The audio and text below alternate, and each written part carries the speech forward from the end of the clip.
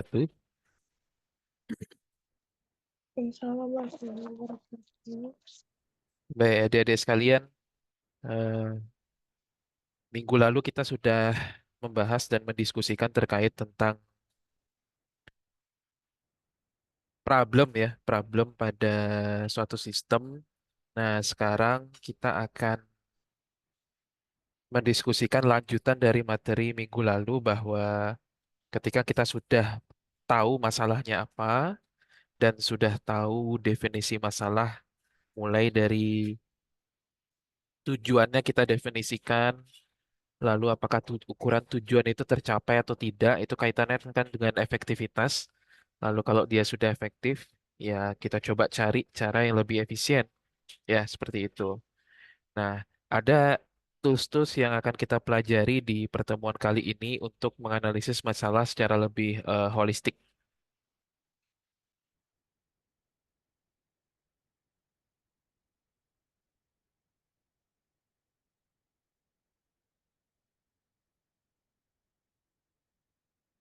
Baik, ini materinya di pertemuan eh, minggu ini. Jadi, lanjutan dari definisi permasalahan pada minggu lalu ya, bahwa di minggu lalu kita sudah tahu persis definisi masalah itu apa. Lanjutnya adalah kita coba menarik apakah masalah itu betul-betul sebagai akar masalahnya atau tidak gitu. Karena kalau kita menyelesaikan masalah tidak berdasarkan akarnya, maka masalah itu akan muncul kembali gitu. Dia akan muncul kembali. Jadi proses penyelesaian masalah itu harus berdasarkan akar masalahnya.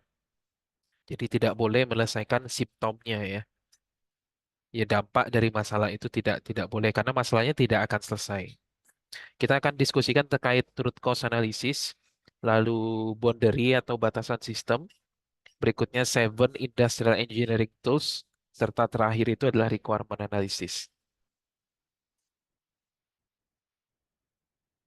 Ini tujuannya. Jadi saya harap setelah Anda mengikuti materi di minggu ini, Anda harus mampu mengidentifikasi dan menganalisis masalah lanjutan dari materi minggu lalu. Ada tools yang yang kita diskusikan di pertemuan ini yang nanti akan kita bahas. Skemanya 1 jam nanti saya akan sampaikan materi. Anda harus mengerjakan studi kasus seperti biasa selama kurang lebih 6 jam dan Anda juga harus mengalokasikan waktu 3 jam untuk belajar mengulang materi ini ya. Ini ada sketsa pembuka. Jadi mungkin di antara Anda pernah dengar ya istilah Hubble Space Telescope. Jadi Hubble Space Telescope ini adalah salah satu teleskop yang ada di orbit bumi kita gitu ya. Gitu. Jadi diluncurkan tahun 90, udah cukup lama dan sebetulnya ini sudah berhenti operasi sekarang ya, berhenti beroperasi gitu. Tapi kita akan coba melihat bagaimana proses peluncuran teleskop ini sebetulnya ada suatu kasus sistem yang sangat holistik gitu. Jadi Hubble Space Telescope ini adalah observatorium astronomi gitu ya, yang berada di orbit bumi kita di luar angkasa yang bisa beroperasi pada spektrum near infrared gitu. Jadi dia bisa mengcapture benda-benda di luar angkasa sana dengan skema infrared dan ultraviolet ya. Lalu instrumennya nanti bisa pencitraan, dia bisa memetakan pencitraan, spektrografi gitu ya, astrometri dan data fotometrik. Ini sebetulnya kaitannya dengan astronomi ya. Ada lebih dari 100.000 observasi dengan lebih dari 20.000 objek pengamatan sebetulnya sudah dilakukan oleh Hubble Space Telescope ini. Misi dia sebetulnya adalah eksplorasi ruang angkasa dan asal-usul terjadinya alam semesta.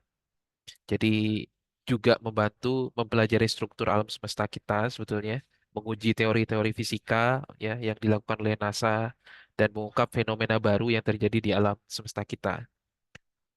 Cuman sebetulnya kalau kita lihat teleskop ini adalah suatu pencapaian manusia yang cukup luar biasa gitu ya. Di belakangnya itu sebetulnya ada proses perancangan sistem yang sangat rumit.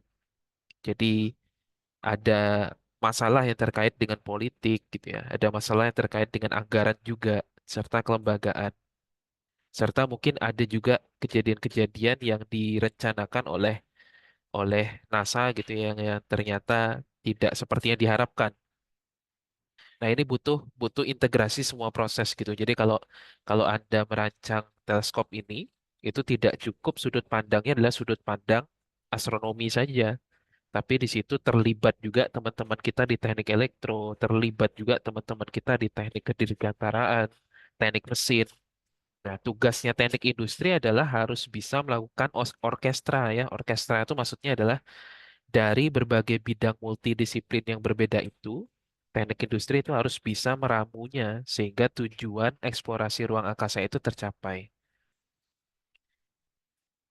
Lalu di situ juga ada improvement dalam proses rekayasa sistem ya. Ada ketidakstabilan eksternal yang mungkin sering sekali terjadi. Gitu.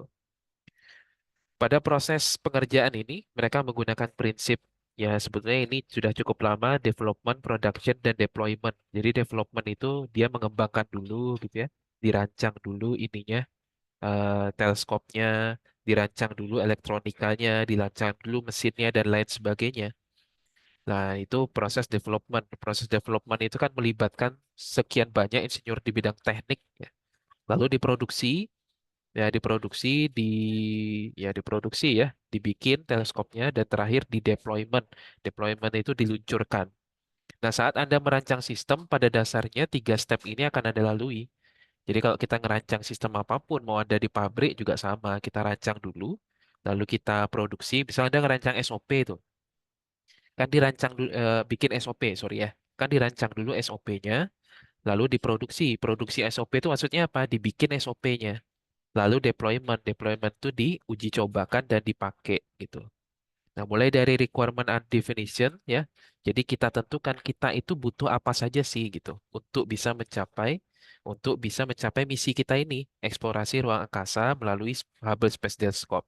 Itu namanya requirement ya. Kita butuh apa aja. Lalu ada sistem specification. Kita butuh spesifikasinya seperti apa gitu ya. Di situ ada panel surya, panel suryanya yang butuh spesifikasinya seperti apa. Di situ ada lensa teleskop, spesifikasinya seperti apa gitu ya. Nah, ini pasti melibatkan akademik dan birokrasi ya, baik itu pemerintah ya, sponsor ya, ataupun NASA. Lalu ada kajian biayanya, itu juga pasti ya. Apapun yang Anda bikin di teknik industri seperti itu, apapun yang Anda bikin kalau tidak sesuai pada aspek biayanya ya ini tidak akan bisa terrealisasi gitu ya. Mau secanggih apapun teknologinya kalau kalau aspek biayanya tidak tidak sesuai ya tidak akan bisa direalisasikan gitu ya. Nah, itu ada desainnya dan konsep implementasinya. Nah, di sini ada sistem arsitektur dan desainnya ya, ada analisis operasi. Lalu setelah ini semua dirancang, diintegrasikan tuh. Semua yang terlibat di situ ada orang-orang fisika, ada orang-orang struktural, ada elektrik gitu ya. Optikal di situ semua nih ahli yang terlibat di situ elektronik, thermal control, power, operation, software, hardware dan seterusnya. Ya, lalu dicek apakah terjadi manufacturing defect atau tidak, cacat atau tidak gitu dan seterusnya gitu ya. Apa yang kita bisa pelajari dari sini bahwa ternyata kalau kita merancang suatu sistem itu kita membutuhkan requirement. Requirement itu adalah kebutuhan gitu ya. Kalau kita mau merancang sesuatu, kita butuh apa saja supaya berjalan efektif ya. Kita butuh merancang arsitekturnya dan konseptualnya ya. Yang ketiga, kita butuh detail desainnya, mau dieksekusi seperti apa, lalu integrasinya ya. Ada teknik industri itu tidak bisa bekerja sendiri.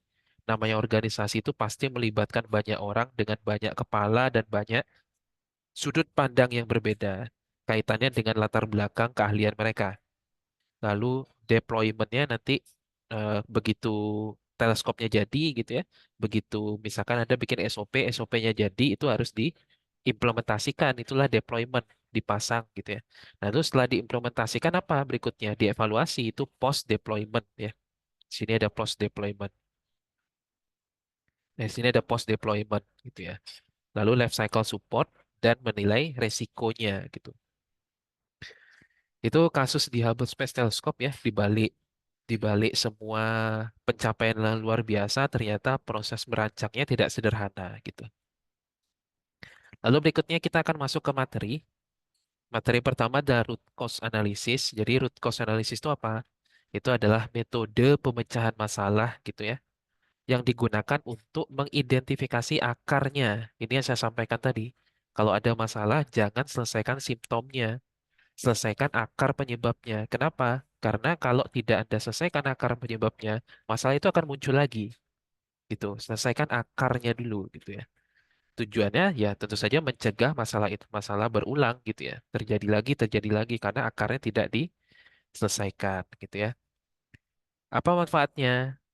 Tentu saja kita bisa meningkatkan kinerja proses dan sistem, mengurangi waktu dan biaya yang tidak perlu, ya, meningkatkan kepuasan pelanggan kita dan meningkatkan produktivitas, ya, memastikan tindakan pencegahan yang mungkin muncul nanti ya, seperti itu. Langkah-langkahnya adalah Anda identifikasi masalah dulu, ini sudah Anda lakukan dan sudah kita diskusikan di minggu lalu. Jadi jelaskan masalahnya dengan jelas itu maksudnya adalah tujuannya apa. Ingat masalah adalah segala sesuatu yang menghambat tujuan. Jelaskan dulu tujuannya apa. Ada tidak standarnya. Begitu ada standarnya, baru kita kaitkan dengan efektif dan efisiensi, gitu ya. Kumpulkan data bahwa memang itu memang terjadi masalah. Nah, itulah engineering, gitu. Jadi data, kalau Anda mengerjakan tugas akhir nanti, kumpulkan data itu adalah bukan mengumpulin data buat mengolah, gitu, bukan, gitu ya. Tapi ngumpulin data, Anda pergi ke industri, itu mengumpulkan data bahwa memang terjadi masalah di situ. Contoh misalkan, masalah yang kurang baik kan sudah pernah saya jelaskan di minggu lalu ya. Eh, Proses produksinya tidak baik, Pak, gitu. Kalau Anda bikin masalahnya, menyatakan masalahnya seperti itu, maka Anda ya bukan engineering gitu ya, bukan teknik gitu. Nah, kalau teknik itu seperti apa? Seperti ini contohnya. Kita ada target 10.000. Nah, itu kan data tuh, harus data numerik seperti itu. Kita target 10.000, tapi ternyata yang bisa dicapai oleh perusahaan itu cuma 9.000. Nah, itu kan terjadi masalah tuh di situ. Jangan kita bilang, oh, produksinya terlalu banyak, Pak. Produksinya terlalu sedikit. Nah, itu kan nggak terukur, ya, nggak terukur gitu ya. Itu bukan cara kerja engineering di situ. Lalu identifikasi penyebabnya, gunakan tools RGA. Lalu usulkan solusi. Setelah tahu akar masalahnya, usulkan solusinya. Dalam menyelesaikan suatu masalah, itu solusi itu tidak hanya bisa didapat dari satu tool saja ya. Bisa berbagai macam pendekatan. Lalu implementasi, terapkan solusi dan pantau hasilnya. Ini tools-tools yang bisa Anda pakai untuk mengidentifikasi akar masalah. Pertama adalah five whys, ya. Jadi mencari mengapa gitu. Contoh misalkan tidak tercapai target produksi 10.000 gitu misalkan, tapi 9.000. Mengapa? Oh, karena terjadi misalkan kerusakan mesin pada jam tertentu. Nah, bikin lagi kenapanya sampai 5 kali. Kenapa terjadi kerusakan mesin? Oh, karena tidak di maintenance. Kenapa tidak di maintenance? Operatornya nggak ada. Kenapa operatornya nggak ada? Itu sampai 5 kali. Nah, nanti paling ujung bawah, oh ternyata operator tidak ada karena operatornya memang belum direkrut gitu. Itu di wise kelima gitu ya. Y kelimanya gitu. Operatornya belum direkrut. Maka yang harus Anda selesaikan adalah merekrut operator dulu biar tidak terjadi kerusakan mesin. Jadi ada orang yang memaintenance nanti ya, sehingga tidak terjadi kerusakan mesin dan target produksinya bisa tercapai gitu ya. Lalu ada fishbone diagram, yaitu diagram tulang ikan. Saya pikir Anda sudah tahu ya, bikin fishbone diagram. Ada fault tree analysis juga. Ini mirip seperti fishbone diagram, cuman dia lebih apa? Bentuknya lebih open ended saja sebetulnya. Lalu ada Pareto analysis ya. Ya, silakan pilih yang menurut Anda dari empat ini relevan gitu ya, dan memang bisa mengidentifikasi masalah dari kasus yang diangkat. Nah, ini contoh kasusnya, misalkan suatu perusahaan manufaktur minuman kemasan plastik mencatat peningkatan jumlah produk cacat botol plastik yang bocor gitu ya, dalam 3 bulan. Nah, coba Anda lihat kasus ini adalah cara menganalisis masalah pendekatan engineering, teknik ya. Semuanya ada bukti data numeriknya di sini. Inilah yang bagus analisis masalahnya. Tapi kalau Anda bilang analisis masalahnya itu gudangnya berantakan, Pak, gitu. Nah, itu nggak jelas tuh masalahnya tuh. Itu bukan cara kerja engineering, ya. Jadi ada suatu perusahaan manufaktur minuman kemasan plastik. ternyata ada cacat botol-botol plastik yang bocor gitu ya. Dalam 3 bulan terakhir nih, persentase produk cacat meningkat 1% menjadi 4% dari total produksi harian. Jadi ada peningkatan dari 1% menjadi 4% ya. Rata-rata produksi harian itu 100.000 botol, yang berarti ada sebanyak 4.000 botol bocor setiap harinya ya. Dibandingkan sebelumnya, sebelumnya 1.000, tapi ternyata sekarang 4.000 gitu ya. Hal ini menyebabkan peningkatan return produk ya. Return produk itu maksudnya ya karena setelah kita kirim ke konsumen, itu dikembalikan oleh konsumen. Kenapa? Karena produknya, botolnya ya bocor gitu ya. Nah, dari distributor sebesar 15% gitu. Ada keluhan juga tentu yang terjadi dari konsumen dengan 300 komplain setiap bulannya terkait produk bocor ya. Nah, masalah ini berpotensi tentu saja merugikan perusahaan hingga 50 juta per bulan gitu. Akibat ya banyaknya produk yang dikembalikan gitu. Selain itu ada kerugian reputasi dari perusahaan juga gitu ya. Nah, setelah dilakukan inspeksi awal, ditemukan bahwa 70% dari produk yang bocor berasal dari lini produksi yang menggunakan mesin penyegel otomatis. Nah, ini ternyata akar masalahnya nih. Masalahnya ada di mesin penyegel otomatis. Mesin tersebut sering mengalami gangguan dengan downtime ya. Downtime itu artinya ya harusnya Anda udah tahu ya, Mas teknik industri. Ya tidak bisa beroperasi mencapai 5 jam per minggu gitu. Menyebabkan ketidakcocokan segel pada botol. Nah, dari audit teknis itu ditemukan bahwa beberapa komponen mesin penyegel itu sudah aus gitu ya dan belum diganti selama 6 bulan terakhir. Padahal pemeliharaan seharusnya dilakukan setiap 3 bulan sekali gitu ya. Operator mesin juga kurang terlatih dalam mendeteksi kerusakan dini dan sering tidak menyadari masalah pada pengaturan suhu penyegel. Nah, data menunjukkan bahwa parameter suhu mesin penyegel berada di bawah standar optimal, yaitu 180 derajat Celcius sebanyak 40% dari waktu produksi, menyebabkan botol tidak tersegel dengan sempurna. Nah, gitu ya. Ini kasus kasus yang analisis masalah yang bagus gitu. Nah, kalau kita gunakan Five Whys, coba lihat. Di sini masalahnya adalah produk cacat di lini produksi pabrik ya. Nah, bikin pertanyaan pertama. Pertama, mengapa botol plastik bocor? Oh, karena botol tidak tersegel dengan baik. Ya, baik yang saya maksud di sini mungkin ada standar SOP-nya gitu ya, atau standar spesifikasinya. Nah, buktinya apa? Di kasus itu ada data 4.000 botol bocor dari 100.000 botol yang diproduksi atau 4% dari total produksi harian. Nah, nanti Anda kalau ngerjain tugas akhir begini gitu ya.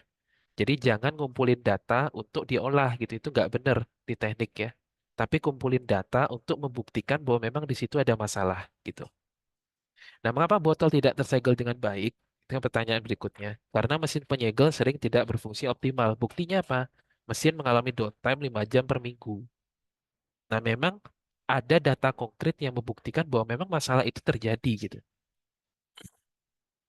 Nah, berikutnya, mengapa mesin penyegel sering tidak berfungsi optimal? Karena komponen mesin penyegel sudah aus dan belum diganti sesuai jadwal perawatan. Apa bukti datanya? Pemeliharaan mesin terakhir dilakukan 6 bulan yang lalu ternyata. Gitu.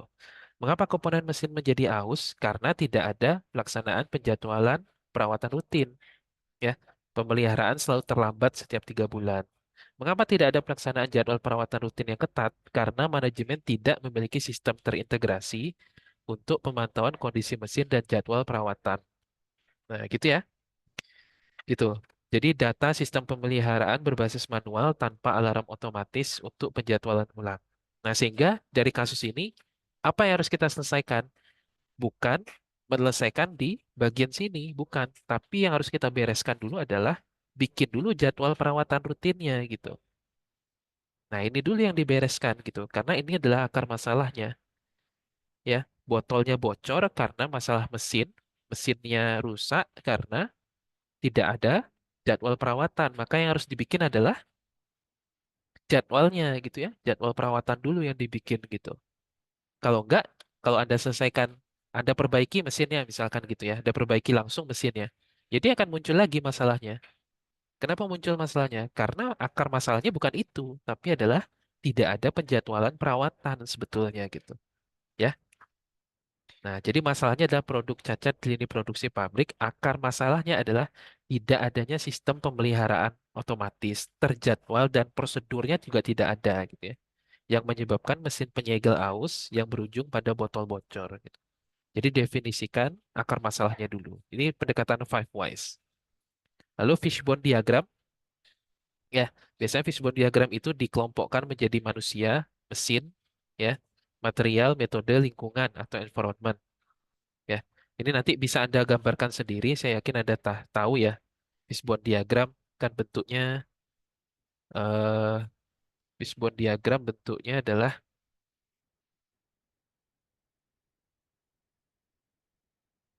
nah ini ya, seperti diagram tulang ikan seperti ini ya.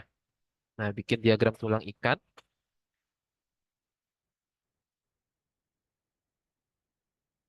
Ya, dari sisi manusianya dibikin akar masalahnya. Oh, ternyata operator belum diberikan pelatihan teknis gitu ya. Kenapa operator belum diberikan pelatihan teknis? Ya, teknisi tidak memeriksa parameter secara berkala sesuai SOP. Jadi ini teknisi tidak memeriksa ya, bukan mengecek nih, parameter secara berkala sesuai SOP. Kenapa dia tidak memeriksa? Karena belum diberikan pelatihan teknis. Dari sisi mesinnya, coba lihat. Oh, ternyata parameter suhu penyegelnya salah, sehingga penyegelnya aus gitu ya. Lalu materialnya, segel botol kualitasnya rendah karena bahan botolnya cacat gitu. Metode tidak ada pemantauan otomatis ya, tidak ada SOP pemeliharaan. Ini dibikin dalam bentuk tulang ikan ya. Dan lingkungan terakhir itu area produksi lembab, suhu produksi terlalu tinggi. Gitu. Dibikin dalam bentuk tulang ikan, bentuk tulang ikan gitu di sini. Ya, berikutnya ada fault tree analysis. Fault tree analysis ini sebetulnya eh, mirip seperti fishbone ya, cuman dia bentuknya tidak seperti tulang ikan gitu. Jadi kalau ada searching di apa, di googling, ya bentuknya seperti ini. Ini fault tree ya, ini fault tree. Kita coba bikin satu, lihat satu. Jadi fault tree di atas misalkan kasusnya adalah overheating of motor gitu ya. Jadi overheat itu adalah mesinnya mesinnya kepanasan gitu ya. Mesinnya kepanasan. Mesin kepanasan itu bisa terjadi karena apa? Oh, karena dua. Penggunaan berlebihan ya, penggunaan berlebihan atau memang kaitannya dengan apa? Kegagalan sistemnya gitu ya. Jadi kalau ada or di sini, ingat or itu berarti salah satu terjadi, maka dia akan menyebabkan overheating motor gitu. Itu or gitu ya. Begitu terjadi overheating motor, begitu terjadi overuse atau eksesif, maka dia akan terjadi overheating of motor gitu. Itu or. Beda dengan N. N itu adalah keduanya harus terjadi untuk terjadi overuse motor gitu. Jadi kalau notasinya N, dua-duanya harus terjadi nih. Tapi kalau or salah satu terjadi, maka dia akan menyebabkan masalah gitu. Itu bedanya ya, or dan N gitu. Ya, ini OR gate ya. Contohnya di sini ada OR gate, segel tidak benar ya, seal failure. Nah, kalau gate-nya adalah OR, maka salah satu dari tiga ini terjadi, maka akan menyebabkan segel tidak benar atau seal failure.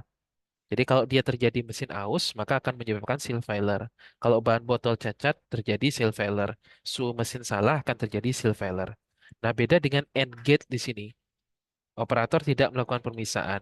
Nah, kalau AND gate, dua-duanya harus terjadi. Jadi masalah operator tidak melakukan pemisahan akan terjadi ketika kedua ini terjadi. Itu bedanya AND dan OR. Ya. Jadi untuk bisa terjadi masalah operator tidak melakukan pemeriksaan, maka masalah ini akan muncul ketika operator kurang terlatih dan parameter mesin tidak diperiksa. Gitu. Jadi dua-dua ini harus terjadi dulu agar ini terjadi gitu ya. Berikutnya Pareto analisis ya. Setelah melakukan audit, dibikin distribusi penyebab produk cacatnya. Oh, ternyata ketemu 5 nih. Ada mesin penyegel aus, pengaturan parameter mesin salah, bahan botol cacat, operator tidak terlatih, lingkungan produksi lembab. Dari semua ini dibikin persentasenya. Misal contoh dari 100 kejadian botol cacat, mana yang disebabkan oleh mesin penyegel aus? mana yang disebabkan oleh bahan botol cacat, mana yang disebabkan oleh operator. Nah, itu Anda hitung persentasenya. Nah, total ini semua 100%. Nanti dari hasil Pareto, ya berdasarkan hasil Pareto analisis, 70% dari produk cacat disebabkan oleh dua faktor utama, yaitu mesin penyegel aus dan pengaturan parameter mesin salah. Gitu ya. Gitu. Pareto itu 80-20, jadi Anda cukup menyelesaikan ya bisa dua atau bisa tiga saja dari semua penyebab masalah ini untuk bisa mendapatkan hasil yang, sorry, Anda cukup menyelesaikan 20% saja dari sekian banyak masalah yang Anda analisis untuk bisa mendapatkan hasil 80%-nya gitu ya. Itu Pareto gitu ya. Jadi cukup selesaikan mesin penyegel arus sama parameter mesin. Itu Anda akan mendapatkan menyelesaikan 80% masalahnya.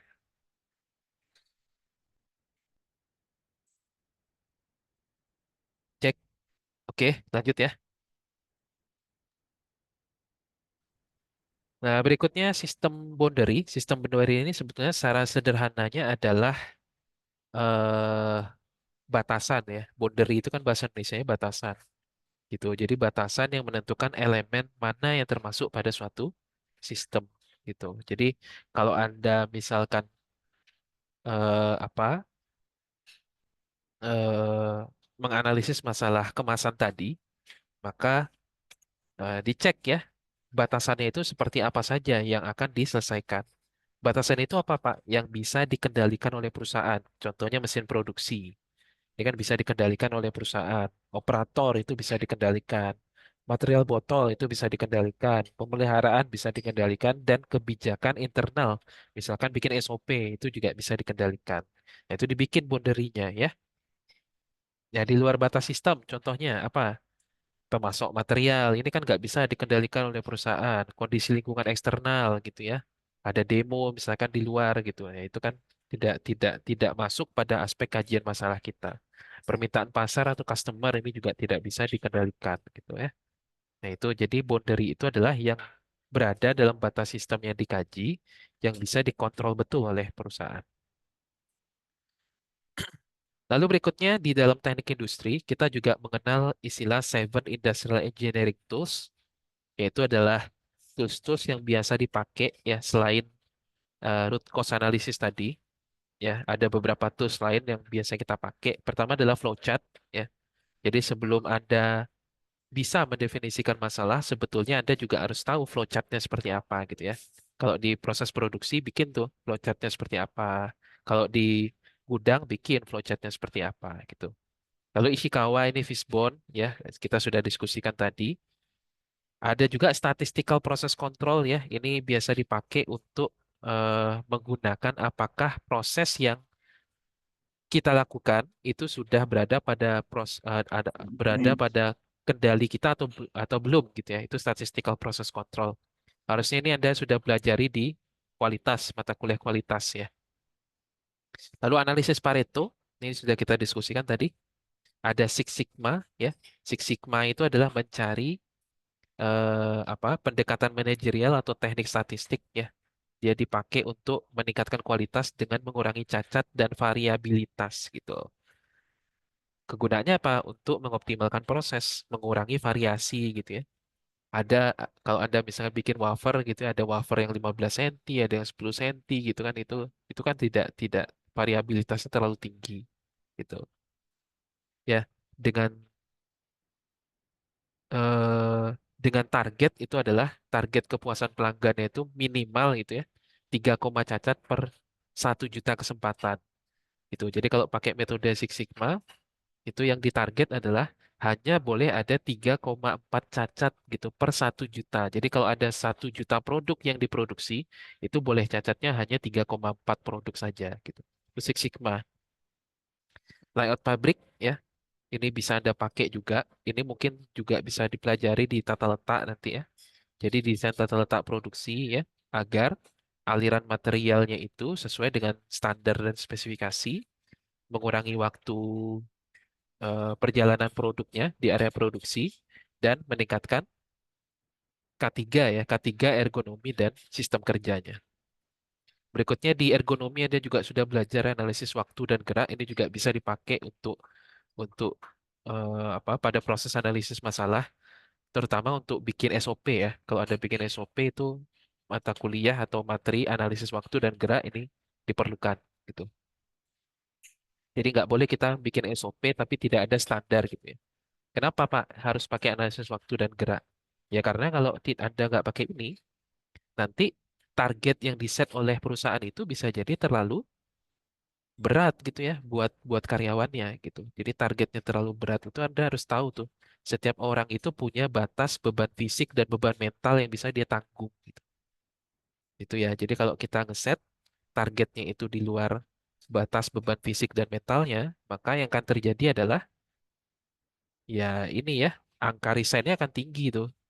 Itu karena bebannya tidak sanggup ditanggung oleh si manusianya gitu ya. Itu. Jadi ada beban fisik dan mental yang bisa dia tanggung gitu. Itu kan di ergonomi sudah dipelajari. Lalu berikutnya ini yang dilakukan oleh apa Hubble Space Telescope tadi. Jadi kita bikin analisis kebutuhannya, ya, ada input, output, proses ya dan seterusnya. Jadi kalau gambar model ini kita tabulasi, dia akan jadi seperti ini. Proses, input, output, stakeholders ya, pemangku kepentingan, perannya masing-masing, aturan dan seterusnya. Jadi kalau Anda mengamati, misalkan di proses produksi, kan ada banyak proses tuh ya. Di sistem produksi kan ada banyak proses. Ada pengemasan, ada proses di mesin satu, mesin dua, mesin tiga, dan seterusnya. Nah, kalau kita lihat di pengemasan aja, pengemasan, itu kan ada inputnya tuh, prosesnya mengemas minuman gitu ya, minuman ringan misalnya gitu. Inputnya hasil produksi minuman ringannya. Outputnya adalah minuman ringan terkemas.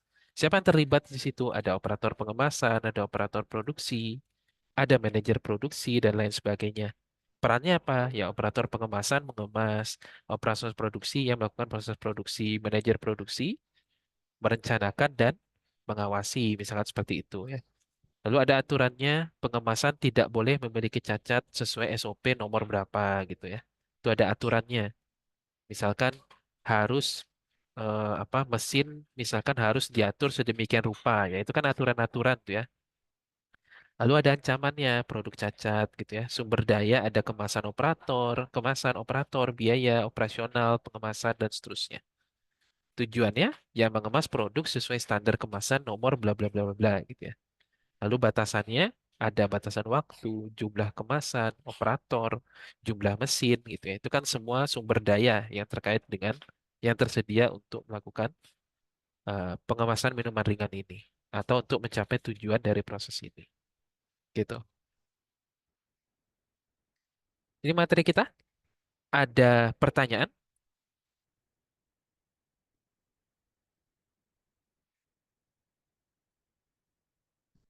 Udah dapat materi kualitas belum, adik-adik sekalian? Belum. Pengendalian kualitas. Udah Pak kalau nggak salah mah. Udah ya. Diajarin nggak statistical process control? Belum ya? Belum. Oh, belum ya. Oke. Baik.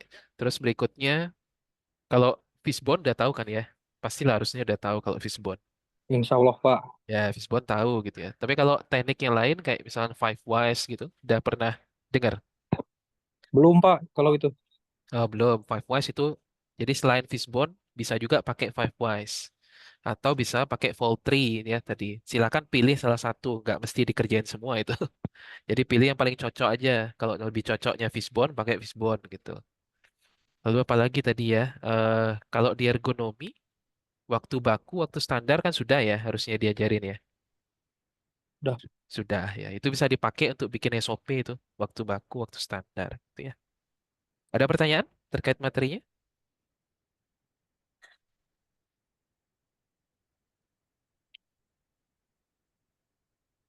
Baik, kalau tidak ada pertanyaan, maka ada exercise ya. Ini highlight yang sudah kita diskusikan tadi. Ada satu exercise lagi. Ya, bentuk pembelajaran kita lebih banyak studi kasus ya.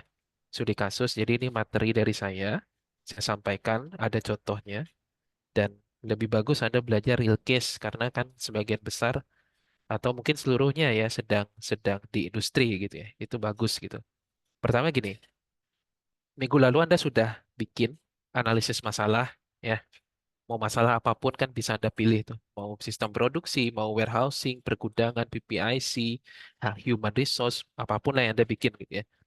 Lalu dari tugas masalah sistem minggu lalu, bikin root cause analisisnya agar dapat akar masalahnya. Apakah semua harus dikerjain, Pak? Jawabannya tidak. Kan tadi ada 4 yang saya ajarkan ya. Ada five whys, ada fishbone, ada fault tree, ya, yang ini tadi.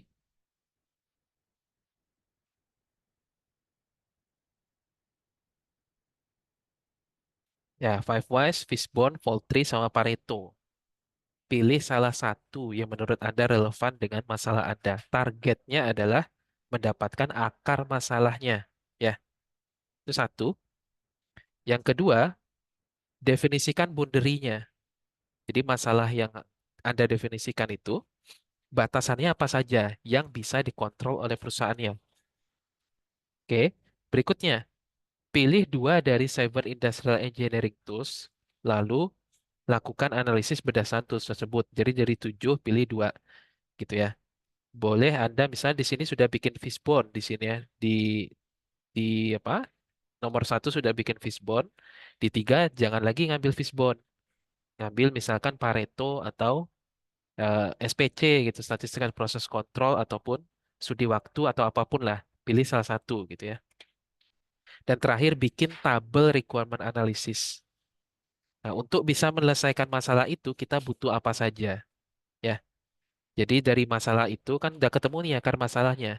Nah, solusi yang Anda tawarkan seperti apa dan untuk bisa mengimplementasikan solusi itu Anda butuh apa saja. Itu adalah requirement analysis.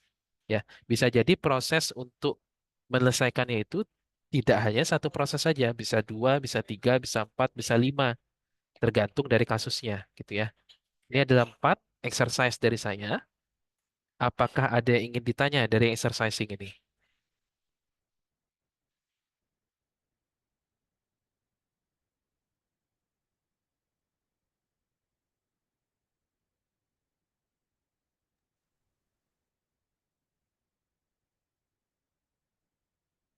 Kalau Baik. contoh tabel rekrutmen, Pak, Mm-mm.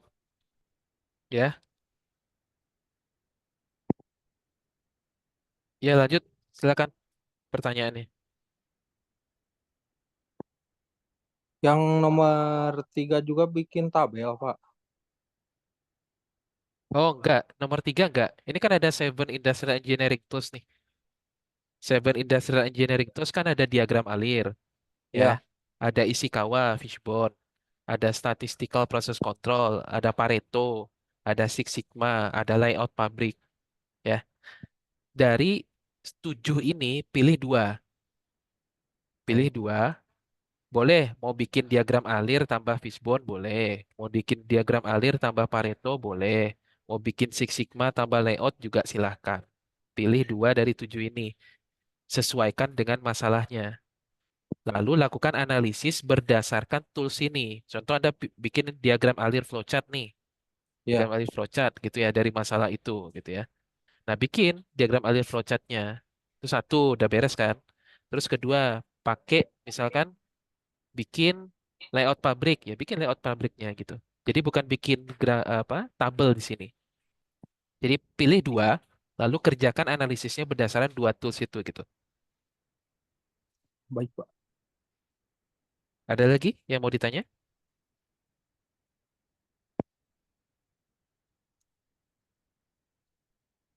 Baik, kalau tidak ada yang ditanya, mungkin saya pengen ngasih insight kepada Anda semua gitu ya. Jadi, tools yang saya ajarkan di pemodelan sistem ini, mulai dari root cause analysis sampai seven industrial engineering tools dan requirement analysis, itu dipakai ya nanti saat saat tugas akhir Anda masing-masing gitu. Nah, dipakainya itu buat apa, Pak? Biasanya, ini biasanya saya ya, saya kalau membimbing mahasiswa saya tugas akhir, saya akan membimbingnya mulai dari analisis masalah terlebih dahulu. Ya, analisis masalah terlebih dahulu itu wajib gitu. Nah, analisis masalah ini pakai pakai tools-tools yang sudah diajarkan di pemodelan sistem ini. Contoh, dia bilang nih, paling sederhana ya. Mungkin saya bikin satu nih. Eh, siapa ya? Nah, ini aja lah. Nah, di sini coba lihat nih. Saya akan minta dia bikin analisis masalahnya dulu. Nih, ini ada analisis masalah. Nah, karena ini adalah engineering, teknik gitu ya. Saya akan minta dia bikin masalahnya itu terukur gitu. Terukur itu apa, Pak? Ya ini contoh nih, Anda bisa lihat nih. Dia kasusnya adalah kasus apa? Proses produksi paving block ya, paving block. Bikin bahwa satu kali proses produksi menghasilkan 240 keping paving block gitu. Ya. Nah, berikutnya seterusnya dan seterusnya gitu ya. Butuh satu apa 100 kilogram semen. Lalu dibikin aliran proses produksinya nih. Dan ini kan salah satu flowchart ya, salah satu tools ya yang ada di Seven Industrial Engineering Tools nih. Tujuannya apa? Tujuannya agar dia tahu persis gitu alur proses produksinya seperti apa gitu ya, diagram alir. Lalu berikutnya setelah itu apa? Setelah itu dibikin nih ya, dibikin analisis masalahnya dia pakai nih fishbone gitu. Ini fishbone. Nah, ini adalah cara kerja engineering gitu ya. Nih, di sini misalkan nih, ada jumlah operator, setiap operator ada dua operator, ada tiga material handling ya, ada ada material handlingnya apa aja, ada conveyor, ada forklift gitu. Lalu berikutnya ada proses produksinya berapa menit terjadi di situ. Nah, ini semua membuktikan semua yang dia kerjakan ini, ya, ini membuktikan bahwa memang ada masalah di situ. Masalahnya apa? Delay. Ternyata ada salah satu mesin dari sekian banyak aliran proses produksi ini, itu ada satu mesin yang mengalami delay. Nah, dia tarik. Kenapa terjadi bottleneck atau delay di situ? Ya, tarik akar masalahnya. Sampai dia nemuin nih, oh ternyata saya mau beresin dua ini gitu gitu. Jadi ciri khas engineering itu adalah rumusan masalahnya harus terukur, terus kedua harus menyelesaikan akar masalahnya gitu. Jadi jangan menyelesaikan bottleneck-nya, tapi selesaikan apa yang menyebabkan terjadinya bottleneck itu. Itu adalah engineering. Nah, ini saya minta betul nih mereka definisikan sehingga nanti mereka tahu persis apa sih sebetulnya pengen dia kerjain. Nah, ini semua kan toolsnya diajarkan di pemodelan sistem, pakai nanti waktu tugas akhir. Nah, setelah ini beres, dia tahu persis apa yang dia kerjain, baru bikin latar belakang, baru bikin tujuan gitu ya. Gitu. Nah, itu. Jadi, kenapa Pak harus begitu? Karena ini mungkin yang saya satu lagi saya share kepada Anda ya. Dalam teknik ya, teknik apa standar teknik internasional, ya sebentar saya stop dulu.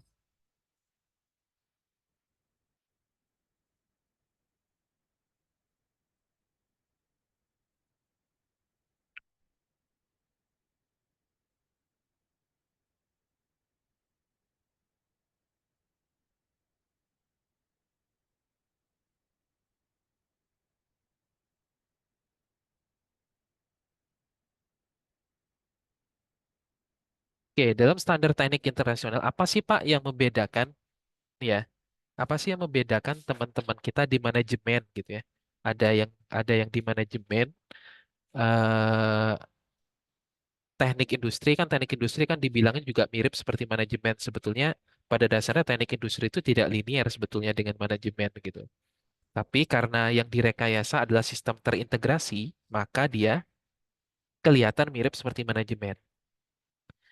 Nah, ini perbedaan pekerjaan teknik ya dengan pekerjaan teman-teman kita di sains. Ya, kenapa? Pertama, semuanya itu mirip gitu ya. Jadi kalau di sains dia mengembangkan model, kita juga mengembangkan model. Dia analisis data, kita juga analisis data. Tapi yang menjadi pembeda itu cuman dua nih. Bahwa teman-teman kita nih, mungkin kita lihat ya, ada sains, kita lihat geofisika aja. Ada sains geofisika, ada teknik geofisika. Itu dua program studi yang berbeda. Nah, kalau di sains, sains geofisika, dia akan kerjaannya itu akan lebih banyak asking question. Itu adalah bertanya. Contoh misalkan, kenapa gempa bumi terjadi? Apa yang menyebabkan gempa bumi terjadi gitu ya? Lalu pusat pusat apa episentrumnya di mana. Nah, itu bertanya, dia akan lebih banyak bertanya dan dia melakukan penelitian berdasarkan pertanyaan dia. Itu science. Nah, tapi kalau engineering itu adalah defining problem. Makanya saya wanti-wanti kepada Anda semua nih, definisi masalah harus benar. Kenapa? Karena engineering itu berangkat dari masalah, ya. Beda dengan teman-teman kita di sains, gitu. Makanya makanya saya minta persis ya, kalau biasanya saya di kampus saya minta persis kepada mahasiswa saya, clearin dulu masalahnya, definisi masalahnya gitu. Karena itu adalah core kerjanya teknik gitu, defining problem, ya. Karena teknik sejatinya adalah nanti saya jelaskan ya. Itu perbedaan pertama. Terus kedua, ketika kita sudah tahu nih, kenapa misalkan terjadi gempa bumi, oh terjadi pergeseran lempeng tektonik gitu ya. Nah, itu dijelaskan kenapa terjadi pergeseran lempeng tektonik gitu. Itu dijelaskan oleh sains geofisika. Nah, itu makanya dia sebut di sini sebagai construction explanation. Jelaskan, dia menjelaskan fenomena itu. Sedangkan teknik tidak gitu ya. Setelah kita definisikan masalahnya, kita harus merancang solusinya gitu ya. Contoh ada masalah tadi kaitannya dengan penjadwalan gitu kan tadi kasusnya yang saya contohkan tadi penjadwalan perawatan mesin. Apa apa desain solusi atau rancangan solusi yang mau kita bikin? Ya bikin SOP. Itulah adalah teknik gitu ya. Ya, makanya di teknik itu sebetulnya kerjaan kita tuh nggak boleh kita mencari pengaruh gitu itu nggak boleh gitu ya. Itu kerjaan teman-teman kita di sains. Tapi kalau teknik itu harus merancang. Itu nggak bisa ditawar gitu. Jadi masalahnya apa? Rancang solusinya itu adalah teknik gitu ya. Jadi sehingga teknik kita itu sebetulnya mengaplikasikan ilmu sains dan matematik. Jadi misalkan nih teman-teman kita di fisika menemukan apa teori gravitasi, hukum gravitasi, ya hukum gravitasi. Hukum gravitasi kan ditemukan oleh Newton tuh. Nah kita dipakai oleh teman-teman kita di teknik mesin, di teknik dirgantara untuk bikin pesawat, ya. Lalu berikutnya termodinamika gitu ya. Termodinamika, hukum termodinamika itu ditemukan oleh teman-teman kita di fisika, dipakai oleh teman-teman di teknik kimia. Teknik kimia, teknik mesin itu dipakai. Lalu berikutnya di matematik menemukan aljabar linier gitu ya. Dipakai oleh teknik industri untuk operasi research ya.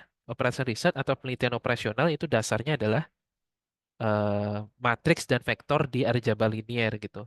Nah, itu kerjaan ranah kerjaan teknik ya. Teknik itu harus merancang untuk menyelesaikan masalah. Kenapa, Pak? Karena sejatinya teknik yang kita kerjakan di teknik adalah kita merancang sesuatu, bisa itu rancangannya untuk memperbaiki sistem, bisa kita merancang mesin, merancang SOP, merancang penjadwalan.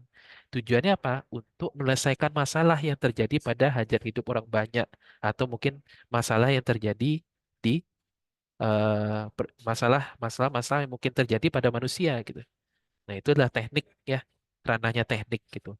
Makanya eh, pemodelan sistem ini adalah sebetulnya mata kuliah core gitu ya, membangun pola pikir sistem Anda untuk mendefinisikan masalah. Karena itu adalah core-nya engineering gitu ya, atau teknik gitu. Tuh, jadi teknik itu bukan bukan apa image-nya bukan kalau teknik kan biasanya di-image-kan oleh mahasiswa rambutnya gondrong gitu misalkan, celananya sobek-sobek gitu misalkan ya itu bukan teknik ya. Teknik adalah kemampuan dia merancang solusi untuk menyelesaikan masalah.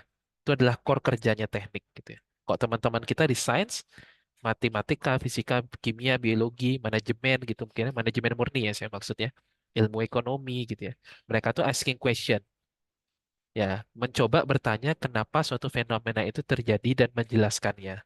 Ya bisa jadi fenomena ekonomi gitu ya, fenomena alam gitu ya. Itu teman-teman kita di sains gitu.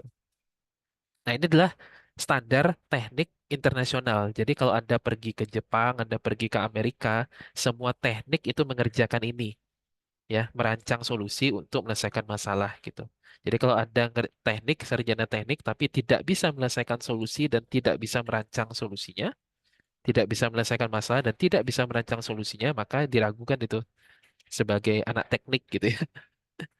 Ya itu mungkin sharing sedikit dari saya ya, kenapa Anda perlu belajar definisi masalah gitu ya. Kok rumit banget Pak mendefinisikan masalah gitu. Karena memang Itulah ada core kerjaannya engineering gitu ya.